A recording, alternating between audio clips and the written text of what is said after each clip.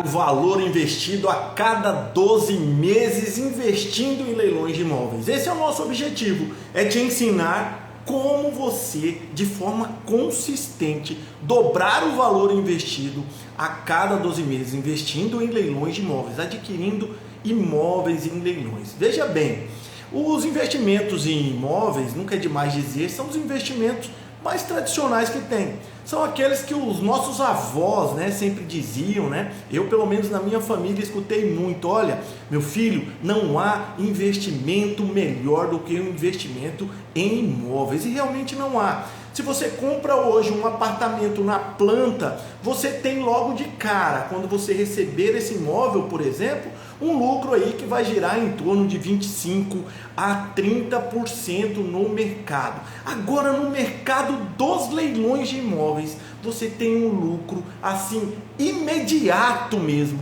assim que você arremata esse imóvel, que varia aí em média de 50% a 80%. Então você, que investe em imóveis em leilões, ao você adquirir um imóvel em leilão, você está entrando num investimento extremamente conservador, cujo risco é baixíssimo para o seu capital e extremamente lucrativo. Comprar imóveis no mercado de forma tradicional já é algo muito vantajoso para quem investe. Agora você imagina bem, você comprar imóveis de forma segura, com lucratividade consistente, com descontos de 50% a 80% nos leilões, tanto judiciais e extrajudiciais. Você parou já para imaginar o quanto que isso potencializa, torna muito mais lucrativo para você o seu investimento? É algo fantástico que tem enriquecido muitas pessoas, que abriram os olhos para esse mercado, e eu quero que você também gere riqueza na sua vida através dos leilões de imóveis. Então hoje nós vamos tratar aqui de algumas objeções que alguns investidores têm com relação ao investimento nos leilões de imóveis. E nós vamos aqui simplesmente desmistificar, descortinar todas essas objeções. Nós vamos trazer para vocês aqui um conteúdo muito rico em conhecimento e que definitivamente retirará essas objeções do seu caminho, porque não há coisa que te tira mais do caminho da prosperidade do que objeções sustentadas por restrições que você mesmo coloca e que às vezes criam fantasmas na sua frente que não existem e que te impedem de crescer. Então, as objeções nada mais são do que um complemento às suas crenças limitantes. É você achar que você não consegue porque existe aquele determinado obstáculo na sua frente, e nós vamos aqui desmistificar totalmente essas objeções, que são algumas das principais que os investidores ainda têm, e que fazem com que alguns investidores resistam para entrar nesse mercado que tem enriquecido muita gente. Bom, a primeira objeção é: não tenho dinheiro. Eu não tenho dinheiro para entrar no mercado de leilões. Então, eu sei que é um bom negócio, eu sei que seria muito bom eu adquirir imóveis em leilão, porque o desconto é de 50% a 80%, às vezes a possibilidade até de multiplicar por 5, 6, 7 vezes o valor investido em uma única arrematação, mas eu não tenho dinheiro. Essa é uma objeção que a gente encontra muito. Veja só, você não precisa ter todo o valor do imóvel para que você entre no leilão. E eu vou te ensinar aqui por quê. Nós sempre tratamos aqui, nós vamos tratar dentro do contexto dessa aula dos leilões judiciais e extrajudiciais. Nos leilões judiciais, você precisa ter ali o valor do leiloeiro, que é 5% do valor da arrematação, o valor do ITBI, que geralmente gira também em torno de 2% a 5% do valor da arrematação, e uma uma entrada de 25% do valor do imóvel. Então, do valor da arrematação. E o restante, como que eu faço o restante? O restante você vai parcelar diretamente com o juiz. Você não precisa sequer aprovar o seu cadastro ali, né, como é feito no mercado financeiro, para que você obtenha esse parcelamento nos leilões judiciais de imóveis. Você poderá, dando uma entrada de 25%, pagando o leiloeiro e, obviamente, tendo o dinheiro para pagar o ITBI no momento do registro, você adquirirá o imóvel e fará o parcelamento do saldo devedor em 30 vezes diretamente no processo judicial. E esse imóvel vai ficar ali garantindo o pagamento dessas prestações com uma hipoteca. Algo muito simples de fazer. Quer dizer, nos leilões judiciais você não precisa ter todo o dinheiro, basta que você tenha 25% do valor do imóvel, mais 5% que você vai ter que pagar do valor da comissão ali do leiloeiro e mais média de 2% do valor do ITBI. Veja só, não é o valor do imóvel na verdade, você precisa ter 25% do valor da arrematação. Então aqui recapitulando, nos leilões judiciais é possível parcelamento? Sim, é possível parcelamento. E como funciona? Você dará 25% de entrada e parcelará o restante em até 30 prestações. E qual que é a vantagem maior aqui desse parcelamento? É que você não precisa de aprovação cadastral. Nos leilões de imóveis você não precisa ter uma aprovação através de uma instituição bancária, uma instituição financeira, porque o parcelamento é feito diretamente no processo em que está acontecendo o leilão. Mas também há aqui as oportunidades nos leilões extrajudiciais. Nos leilões extrajudiciais, da mesma forma, essa objeção de que eu não tenho dinheiro para entrar no leilão, essa objeção ela simplesmente cai por terra, deixa de existir para aquele que acredita que é possível. E por quê? Porque nos leilões extrajudiciais a forma de parcelamento é ainda melhor. A despeito de você, nos leilões extrajudiciais, ter que aprovar um cadastro no banco, você poderá parcelar em muito mais parcelas com uma entrada infinitamente menor. Eu estou falando aí algo em torno de 5 a 10% do valor da arrematação. Então, nos leilões extrajudiciais, quando o edital lá permitir o parcelamento, você vai parcelar através de um financiamento bancário. E esse financiamento bancário, ele, em média, você precisará ter de 5 a 10% do valor da arrematação, do lance vencedor que você der ali, e você vai pagar essa entrada de 5 a 10% e vai financiar o restante do valor da arrematação nos leilões extrajudiciais. Esse financiamento aí vai até 420 vezes, E aqui é uma técnica muito utilizada pelos investidores, que é a técnica de alavancagem, para que você trabalhe com o dinheiro do banco. Você vai no leilão, arremata o imóvel, financia a arrematação, o valor da arrematação, parcela esse valor da arrematação lá através de um financiamento bancário e coloca esse imóvel para vender no mercado. Isso tem dado muito lucro para os investidores, E por que tem dado muito lucro? Por uma questão óbvia. Nos leilões você vai comprar imóveis aí com 50% a 80% de desconto em relação ao valor de mercado. Agora imagina aqui, vamos fazer uma conta exemplificativa. Um imóvel que você arremate ele por 50% do valor de mercado numa arrematação de R$200 mil.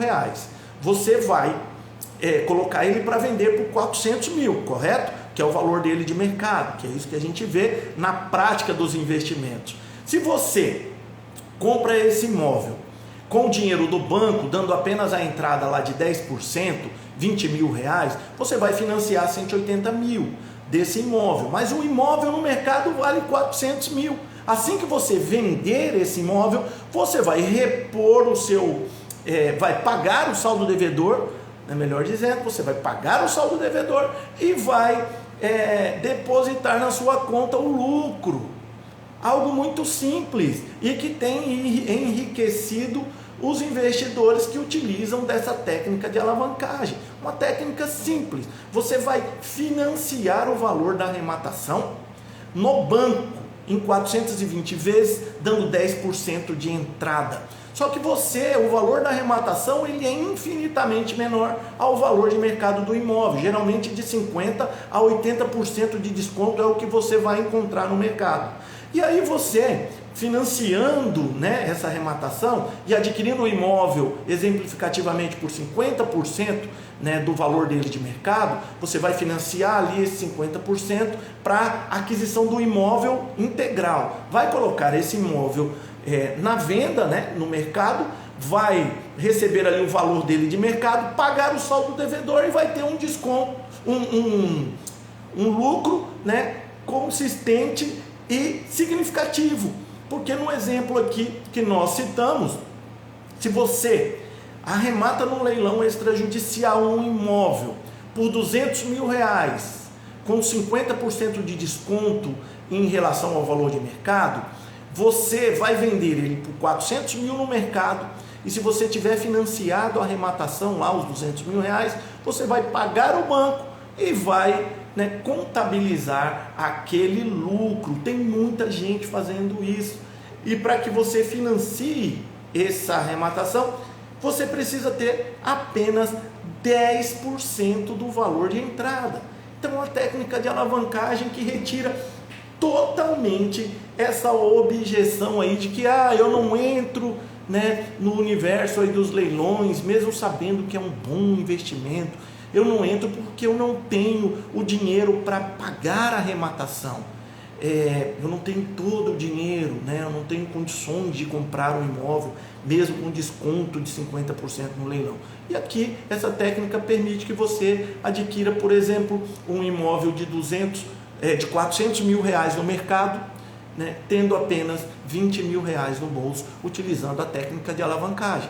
Por quê? Porque você vai comprar arrematando por 50% do valor, essa é a meta, né, um imóvel de 400 mil, você arrematar por 200 mil, você vai financiar dando 20 mil reais de entrada, que a média da entrada é 10%, que as instituições financeiras pedem, né, e ficará aí um saldo devedor de 180. Só que você colocará esse imóvel para vender por 400 mil. E aí, assim que você vendê-lo no mercado, você pagará ao banco que te financiou a arrematação e contabilizará o seu lucro, que na hipótese que nós trabalhamos aqui de exemplo, seria um lucro aí bruto de 220 mil reais, nessa hipótese aqui exemplificativa. Certo? Então, essa objeção de que eu não tenho todo o dinheiro, por isso eu não entro no mercado de leilões, essa aí é uma crença limitante, viu? É uma objeção que não se traduz na realidade do que a gente tem no mercado. O que você precisa é tomar a decisão. Tomar a decisão de ganhar dinheiro de forma consistente com os leilões de imóveis. Quem toma essa decisão, ele vai partir para um segundo passo, que é adquirir o conhecimento. Assim que você toma uma decisão firme na sua vida, de mudar a sua vida, de dar um upgrade com uma atividade extra que não vai atrapalhar a sua atividade principal e que vai te potencializar muito, né? Fazer com que você cresça muito financeiramente, inclusive não tendo o dinheiro todo para o investimento. É algo que precisa, né? Precisa partir de uma decisão. E para que você decida e realmente colha os frutos dessa decisão, essa decisão ela deve afastar, né? Quando você toma a decisão, você deve afastar toda e qualquer crença limitante, toda e qualquer objeção desarrazoada, objeção que é criada pela nossa própria cabeça quando a gente dá ouvidos, né, para as crenças limitantes. Então, essa questão de que eu não tenho dinheiro para entrar nos leilões é uma crença limitante, é uma objeção sem fundamento, porque há expedientes, né, legais, né, estratégias, né, de planejamento do investimento que possibilitam que você entre com pouquíssimo dinheiro nos leilões de imóveis. E nem se diga também das oportunidades que são já baratas por si mesmo, né? Se você optar por não financiar, por exemplo, né, o valor da arrematação. Você vai achar imóveis que você vai arrematar aí por 20 mil reais, por 10 mil reais, imóveis que vão potencializar o seu lucro, que são, por exemplo, terrenos, né, de 10 mil reais, que você vai adquirir por 10 mil, e o terreno vale 30, 40 mil reais, e você já vai ali começando a movimentar no mercado. O importante é você tomar a decisão de ser bem sucedido no mercado de leilões de imóveis, porque a partir da tomada de decisão você buscará o conhecimento necessário, né, para que você progrida nesse mercado, certo? Aí aqui continuando com a questão do parcelamento, né? Nos leilões extrajudiciais, como nós dissemos aqui, é possível, né, tanto nos leilões judiciais quanto extrajudiciais na realidade, mas nós estamos falando nessa quadra aqui da exposição que nós estamos fazendo, dessa aula, né, nesse momento da aula nós estamos falando dos leilões extrajudiciais. Então, como funciona o parcelamento nos leilões extrajudiciais? Você vai parcelar através de um financiamento bancário em que você vai dar 10% do valor da arrematação. Então, trabalhando com a hipótese exemplificativa de que você arrematou um imóvel por 200 mil e que vale 400 mil no mercado, você vai financiar 180 mil e dar uma entrada de 20 mil. E como funcionará o lucro, né? Como que você vai ter lucro nessa arrematação? Você vai colocar um imóvel para vender por 400 mil, vai vendê-lo por esse valor, que é o valor de mercado, pagar o saldo devedor do financiamento e contabilizar o lucro. É a técnica de alavancagem que você trabalha com o dinheiro do banco. E aqui cabe também um parêntese para uma dúvida que existe e que é pertinente ao assunto. Há pessoas que dizem assim, mas e aí? Se eu for vender esse imóvel, eu compro um imóvel financiado no leilão e daí só encontro compradores que não têm o dinheiro também, que precisam financiar. Aí, como esse imóvel tem um financiamento, então quer dizer que eu não conseguirei vender para esse investidor, né, que quer comprar de mim, né, que arrematei o imóvel, quer comprar de mim mais financiado? Sim, você poderá, não há nenhum tipo de problema quanto a isso. E isso por quê? Porque existe no mercado financeiro a figura do interveniente quitante. Como que ocorre essa figura do interveniente quitante num contrato de financiamento imobiliário? Ela ocorre da seguinte forma: você tem lá um imóvel financiado pelo banco A e o comprador que quer comprar de você tem um crédito pré-aprovado lá no banco B. O banco B se dispõe a financiar o imóvel, né, e atuar como interveniente quitante no seu financiamento.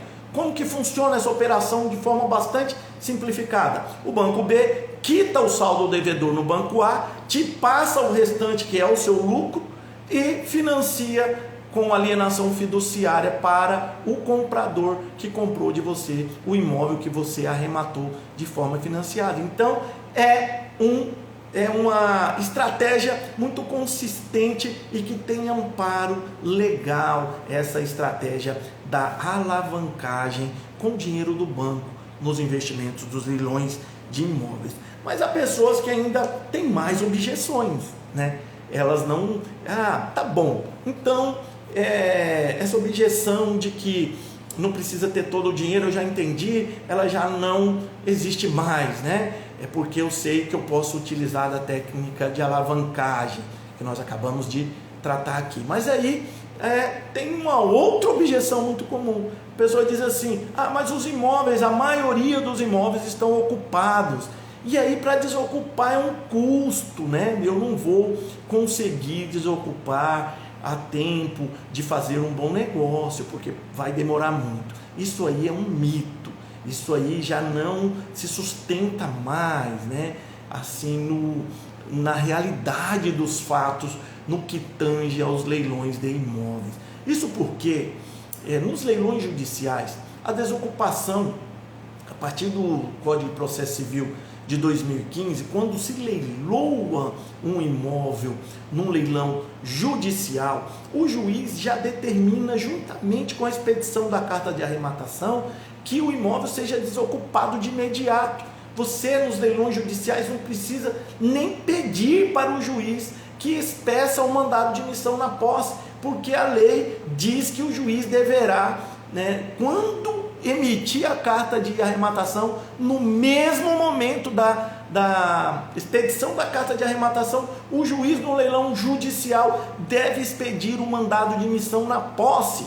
Veja como a lei assegura a posse ao arrematante. O legislador, em 2015, no Código de Processo Civil, houve por bem dar um reforço a esse direito de posse do arrematante, dizendo que o juiz, no momento da expedição da carta de arrematação, o juiz deverá obrigatoriamente, independentemente de haver pedido do arrematante, o juiz deverá, de ofício, sem pedido mesmo do arrematante, expedir o mandado de imissão na posse. Isso quer dizer que nos leilões judiciais você não precisará entrar com uma ação de imissão na posse para obter a posse do imóvel arrematado, porque a lei diz que o juiz, é obrigação do juiz, quando expedir a carta de arrematação, ele deve também determinar a expedição do mandado de imissão na posse para dar posse direta, plena, ao arrematante. Nos leilões extrajudiciais é um pouco diferente, mas a lei também dá uma proteção substancial ao arrematante. Nos leilões extrajudiciais, você deverá entrar com ação de imissão na posse. E nos leilões de que trata a Lei 9.514 de 1997, que é aqueles leilões em que o imóvel faz parte de uma execução extrajudicial de alienação fiduciária, que o imóvel foi dado em garantia de um pagamento de um débito relativo ao seu próprio financiamento, o próprio financiamento do imóvel, e esse financiamento não foi quitado. O que acontece? Essa garantia de alienação fiduciária, ela permite que o banco execute extrajudicialmente o débito. E aí, o banco vai notificar tudo via cartório de registro. Esses são os leilões da Lei 9.514, que são aqueles leilões em que há uma execução extrajudicial da garantia de alienação fiduciária. Nesse caso, dos leilões extrajudiciais, a desocupação ocorre através de uma ação de imissão na posse, que é prevista no artigo 30 da Lei 9.514 de 97. E lá no artigo 30, a interpretação que se faz ali daquele dispositivo é que a ação de imissão na posse deverá ser deferida liminarmente para desocupação em 60 dias, sendo proibido ao juiz indagar sobre periculum in mora, sobre outras questões de ordem processual. O periculum in mora é aquele perigo da demora, O juiz não pode simplesmente dizer: olha, não há perigo da demora aqui, eu não preciso analisar liminarmente, porque eu preciso pensar mais sobre se é direito desse arrematante assumir o imóvel ou não. Ele não pode, porque a lei diz assim, que o arrematante no leilão extrajudicial, ele tem o dever processual apenas de comprovar a propriedade, a consolidação da propriedade. Ou seja, o arrematante tem que comprovar que ele já registrou a arrematação lá no cartório de registro de imóveis. Uma vez comprovado que houve o registro da arrematação lá no cartório de registro de imóveis, é obrigação do juiz determinar a desocupação do imóvel no prazo de 60 dias, correto? Então, leilões extrajudiciais traz um reforço muito grande aos investidores que investem em leilões extrajudiciais de imóveis, viu? Então, aqui mais uma objeção que a gente... Então, aqui mais uma objeção totalmente eliminada, que é com relação aos imóveis ocupados, Não tem o que temer com os imóveis ocupados, desde que você faça uma análise adequada do leilão, Fazendo a análise adequada do leilão, você sabe que nos leilões judiciais, o juiz deverá de ofício determinar a desocupação. Ou seja, nos leilões judiciais, quando o juiz expedir a carta de arrematação, ele deve também determinar a expedição do mandado de missão na posse. Então, nos leilões judiciais, quando você arrematar um imóvel ocupado, você não precisará entrar com uma ação judicial para desocupação. Não precisará. Basta que você aguarde o momento da expedição da carta de arrematação, porque o juiz de ofício vai emitir o mandado de missão na posse e determinar a sua posse direta do imóvel arrematado, certo? Nos leilões extrajudiciais, como funciona? Nos leilões extrajudiciais é diferente, você terá que entrar com uma ação de missão na posse, em que você deverá apenas comprovar que você registrou a arrematação no cartório de registro de imóveis, e o juiz será obrigado a te dar uma liminar para desocupação em 60 dias, para que você tome posse do seu investimento em 60 dias. Então, essa objeção do imóvel ocupado é algo que não se sustenta, é uma objeção infundada, porque a lei dá muita proteção para o arrematante de imóvel ocupado, justamente porque o interesse da lei, do ordenamento jurídico, é garantir estabilidade nessas arrematações, porque essas arrematações elas visam dar estabilidade para o mercado. Quando você arremata, você está participando ali de um processo de estabilização do mercado. Porque, por exemplo, nos leilões extrajudiciais, se os bancos não tivessem a possibilidade de levar a leilão os imóveis que não são quitados, o caos se instalaria no mercado financeiro. As taxas de juros, que já não são lá tão atrativas, seriam extremamente onerosas, porque quanto maior o risco, maior é a taxa de juros praticada pelos bancos. Então, o interesse do ordenamento jurídico é que os arrematantes, tanto em leilões judiciais quanto extrajudiciais, eles recebam a posse dos imóveis da forma mais rápida possível. E aqui há uma questão de ordem prática também, com relação à desocupação, é que aqui, por exemplo, no meu escritório, nós temos um êxito aí de 80% ou mais, nas desocupações, sem a necessidade de entrar com ação de missão na posse nos leilões extrajudiciais. Aqui nós temos resolvido tudo extrajudicialmente, praticamente, com uma notificação para o ocupante para que ele desocupe num determinado prazo, porque atualmente as pessoas têm acesso ao conhecimento de forma muito mais rápida do que há tempos atrás, e as pessoas sabem que na verdade travar uma briga com o arrematante numa desocupação é uma briga totalmente infrutífera, porque a lei dá direito ao arrematante de tomar posse do bem arrematado. Então, assim, arrematações em leilões judiciais, você sequer precisa entrar com ação judicial de missão na posse. É isso mesmo, o juiz de ofício deverá determinar a desocupação. Se você arremata um imóvel num leilão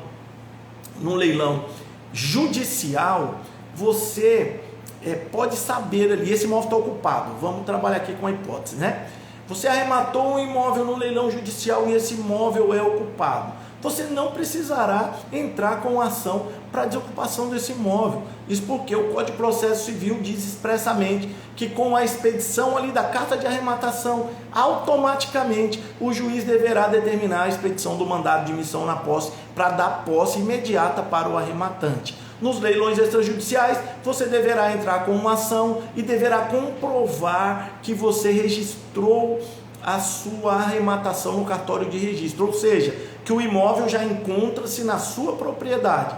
E aí você comprovando isso na ação de missão na posse, lá de imóvel arrematado em leilão extrajudicial, o juiz deverá, é obrigação do juiz, te conceder uma liminar para que o ocupante desocupe o imóvel no prazo de 60 dias. Então a proteção ao arrematante, ela é total no caso de imóveis arrematados que estejam ocupados, tanto em leilões judiciais quanto leilões extrajudiciais, certo? Com relação a uma outra dúvida que há bastante, né? E que eu quero aqui aproveitar essa aula para tirar, né, o máximo de dúvidas possível. Eu sempre faço isso aqui, eu trago as principais dúvidas que chegam no nosso direct, né, aqui para as aulas e num determinado período, e para a gente fazer esse bate-papo, né? E essas aulas todas ficam gravadas aqui, né? A maioria das pessoas até assistem elas posteriormente a realização dela aqui ao vivo, né? Então, uma outra dúvida que tem chegado muito para mim, muita pergunta, é assim, ó: e se eu arrematar um imóvel lá e tiver alguém lá locando esse imóvel, né? Você vai no leilão e aí você arremata o imóvel e tem alguém lá morando porque tem um contrato de aluguel de 5 anos e que começou há 6 meses, quer dizer, ele teria lá 4 anos e meio de contrato ainda. Ou, numa outra hipótese, tem um contrato por tempo indeterminado, que vai se renovando automaticamente. Como que eu devo proceder? Eu arrematei um imóvel dessa natureza. Bom, primeiro, você precisa verificar se há averbação na matrícula do imóvel. Exatamente. Se o contrato de locação estiver averbado na matrícula do imóvel e tiver nesse contrato averbado lá na matrícula do imóvel uma cláusula de vigência após alienação, você deverá aguardar o final do prazo determinado desse contrato de locação para solicitar o seu imóvel arrematado. Mas obviamente que os aluguéis você que vai receber. Então é muito importante, já na análise do leilão, né, que uma dos itens que a gente utiliza na análise do leilão, né, dos itens do nosso checklist é justamente verificar a matrícula do imóvel. E quando você verifica a matrícula do imóvel, se tiver algum contrato de aluguel com cláusula de vigência, mesmo na hipótese de arrematação ou de venda por outra modalidade desse imóvel, ali registrado, né, averbado, na verdade, na margem do registro do imóvel, você já sabe que você, arrematando esse imóvel, você terá que aguardar o final desse contrato de locação para solicitar a desocupação do imóvel. Nesse período, obviamente, você, como arrematante e atual proprietário, vai receber os aluguéis, né? Então tem muita gente que até já arrematou aqui comigo imóveis que estavam ocupados justamente porque o aluguel era muito atrativo, né? Principalmente quando se trata de imóveis comerciais, né? Que você vai ter um aluguel muito consistente ali e está alugado às vezes por uma empresa, né, que tem uma política de alugar mesmo as sedes, né, como acontece hoje com bancos, né, e às vezes se torna um bom negócio para o investidor comprar o imóvel que já esteja alugado. Mas o que eu quero aqui ensinar para você é como você deve proceder. Se você arremata um imóvel que tem um locatário lá dentro dele, você só vai ter que cumprir o contrato até o final, se esse contrato estiver averbado na margem do registro lá do imóvel, no cartório de registro de imóvel. E esse contrato não basta que ele esteja averbado, é preciso que nele contenha cláusula expressa de vigência após a alienação. Quer dizer, o contrato tem que constar lá, olha, mesmo na hipótese de venda, esse contrato será cumprido até o final e o aluguel se dará, né, até tal data, né, não obstante haja uma venda. Não importando que o imóvel seja vendido, o contrato deverá ser cumprido até tal data. E esse contrato deve estar averbado lá no registro. Aí algumas pessoas me perguntam, mas e aí? E se tiver essa cláusula de vigência do contrato de locação após a alienação, eu devo respeitar, mesmo que não tiver averbado, ou como que eu devo proceder? Não, você não deve respeitar, você deve, se esse contrato, mesmo tendo uma cláusula de vigência após alienação, se ele não estiver averbado lá na margem do registro do imóvel, você deverá notificar o locatário que está ocupando o imóvel para desocupação em 90 dias, se você não quiser continuar aquele contrato de locação, correto? Então a única hipótese em que você deverá respeitar, obrigatoriamente respeitar o período de locação do imóvel que você arrematar e que estiver ocupado por locatário, a única hipótese é na hipótese de haver contrato com cláusula de vigência após alienação averbado em cartório, lá na margem do registro do imóvel, correto? E nos demais casos, em que o contrato não prevê essa vigência posterior à alienação e também que não esteja averbado no registro, você deverá notificar esse ocupante que está alugando o imóvel para desocupação em 90 dias. E você tem um prazo para fazer isso. Esse prazo é de 90 dias após a consolidação da propriedade em seu nome. Então, a partir do momento que você registrou a carta de arrematação, você tem 90 dias para notificar o locatário que está lá para que ele desocupe. Desocupe também no prazo de 90 dias. Se você deixar passar 90 dias, a lei sinaliza e presume, é uma presunção legal, de que você aceita o contrato tacitamente e deverá então aguardar o término da relação contratual ali com o locatário, certo? Então é coisa muito simples, né? Se você arremata um imóvel que está com o locatário lá, ocupando esse imóvel, você deve primeiramente verificar se há um contrato que prevê que há vigência após a alienação, e também você deverá verificar se esse contrato encontra-se averbado na margem do registro do imóvel, porque se o contrato não estiver averbado, mesmo que ele tenha uma cláusula de vigência após a alienação, ele não te obrigará a continuar alugando ali para aquele locatário, certo? Tem que ter esses dois requisitos. Você, quando arremata o imóvel que está alocado, você somente é obrigado a respeitar o tempo ali do contrato, se esse contrato contiver cláusula de vigência após a alienação e também se esse contrato estiver averbado na margem do registro, certo? Fora dessas hipóteses, você deverá notificar ali o locatário para a desocupação em 90 dias. Simples assim, também é algo muito simples de resolver, e que não atrapalha a sua lucratividade aí nesse universo tão próspero que é o universo dos leilões de imóveis. Uma outra pergunta e se eu arremato num leilão judicial um imóvel e lá nesse leilão eu arrematei o imóvel e vejo que tem outras penhoras de outros processos, e aí é uma fria esse leilão? Ou então eu me interesso lá por um imóvel, por exemplo, eu me interesso por um imóvel que está sendo leiloado num processo judicial, mas aí eu vou lá e olho a matrícula dele, tem 5 indisponibilidades de outros processos e mais 5 penhoras de outros processos. Aí eu simplesmente digo assim: meu Deus, não vou participar desse leilão, mesmo esse imóvel compensando muito para mim e eu tendo dinheiro para arrematar. Se você fizer isso, você estará cometendo uma bobeira. Por quê? Por que uma bobeira? Porque você estará perdendo um bom investimento que você enxergou como uma excelente oportunidade por conta de um fato que é muito simples de resolver.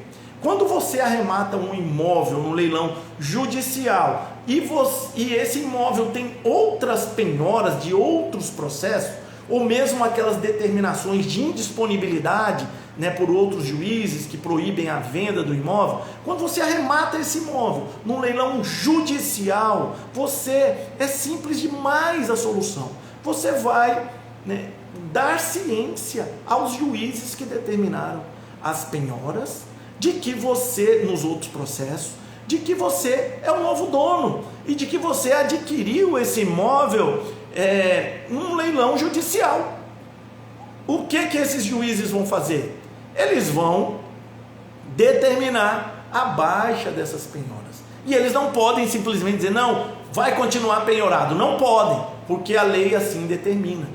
A arrematação, ela limpa toda e qualquer restrição. Arrematação no leilão judicial, viu? Ela limpa qualquer restrição que tem ali na margem do registro, ali averbada na margem do registro do imóvel, o que implica necessariamente em dizer que se você arremata um imóvel num processo judicial, né, num leilão judicial, e que tenha outras penhoras de outros juízes ali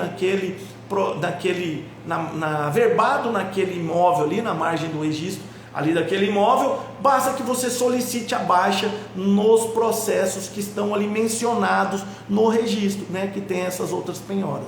E também eu uso muito, além de comunicar os juízes para que façam a baixa, eu peço também para que o juiz que realizou o leilão oficie diretamente esses juízes em reforço ao que nós pedimos ali, né, e comprovamos através da arrematação. Então é muito simples.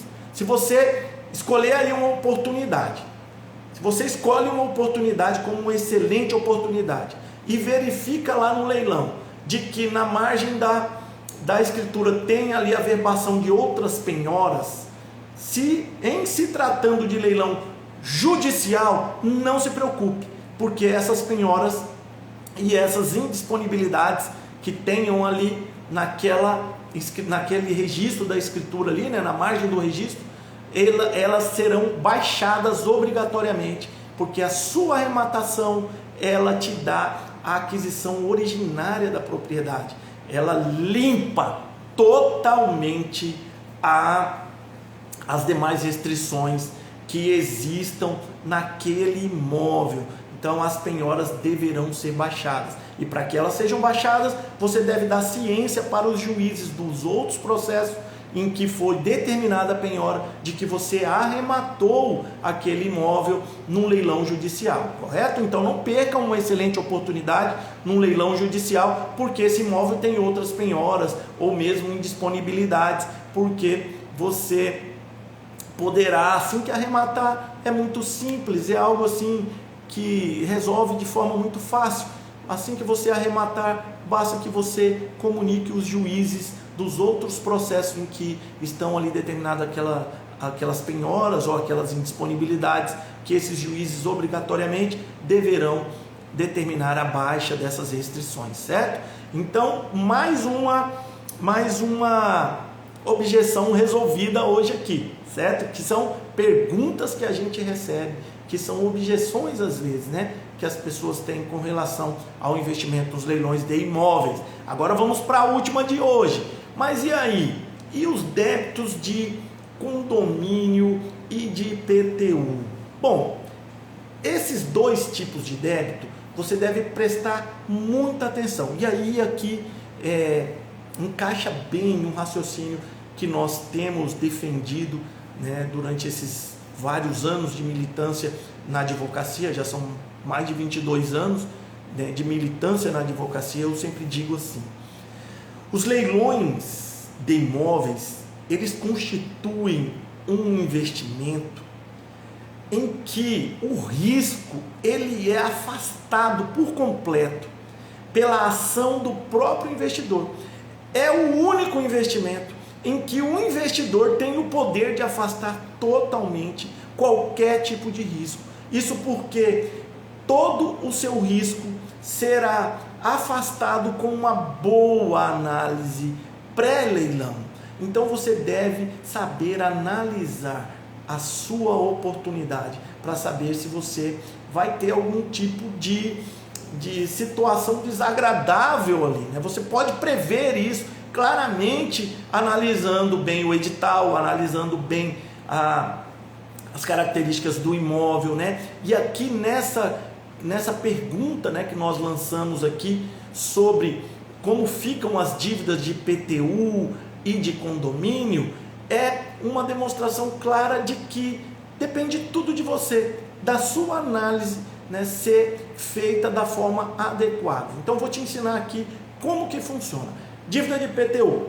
Geralmente essas dívidas de IPTU, elas vêm previstas, obrigatoriamente na verdade, As dívidas de IPTU obrigatoriamente obedecerão o que está no edital do leilão. As dívidas de IPTU, elas obedecerão o que está no edital do leilão. E o que eu quero dizer com isso? Quero dizer que se o edital do leilão disser que você é responsável pela dívida de condomínio, desculpa, vamos voltar aqui que eu quero falar de IPTU no final. As dívidas de condomínio obedecerão exatamente o que está no edital do leilão, certo? As dívidas de condomínio obedecerão o que está no edital do leilão. Se o edital do leilão disser que você é responsável pelas dívidas de condomínio, você deverá calcular na sua planilha se compensa realmente você entrar naquele leilão, tendo em vista que há uma dívida de condomínio de X reais ali para aquela arrematação, que já acrescenta no preço que você vai pagar. Por que isso? Porque não há como discutir com o edital. Se a dívida de condomínio vier ali expressa de que é sua responsabilidade como arrematante, você deverá contabilizar isso na sua planilha. E isso não retira o seu lucro. Isso aí já deve ser planejado antes, né? Para que você saiba até que patamar você poderá chegar na sua arrematação nesse imóvel específico, correto? Então, com relação à dívida de condomínio, muito simples. Vai vigorar o que está no edital. Se o edital disser que você deverá pagar a dívida de condomínio, você deverá contabilizar isso na sua planilha de custo ali da sua arrematação.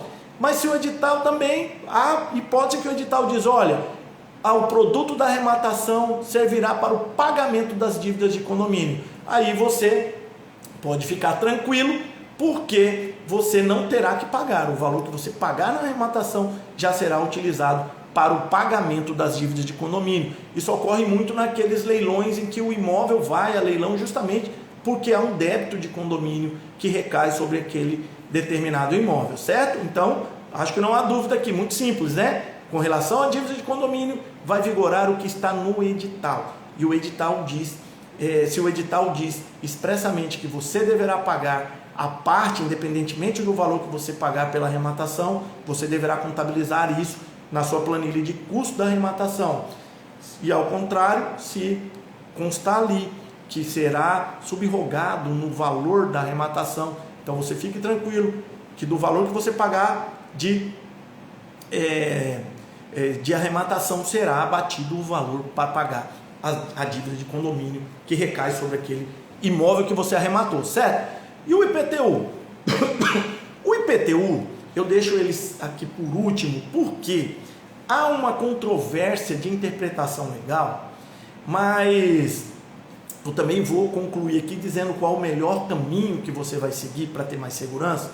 Mas o que acontece é que a lei expressamente, veja bem como é curioso isso, a lei expressamente, artigo 130, parágrafo único do Código Tributário Nacional, expressamente diz que no caso de débito de IPTU, o valor desse débito imóvel arrematado em asta pública deverá ser pago com o valor da arrematação, ou seja, deverá ser descontado do valor da arrematação, não poderá ser transferido para o arrematante pagar a parte. É isso que a lei diz, traduzindo, em português bem claro. Artigo 130, parágrafo único do Código Tributário Nacional, diz expressamente isso, que o arrematante não será responsável por pagar eventuais débitos tributários que recaiam sobre a propriedade do bem arrematado em asta pública. Entretanto, o Superior Tribunal de Justiça firmou um entendimento do qual eu discordo de forma veemente,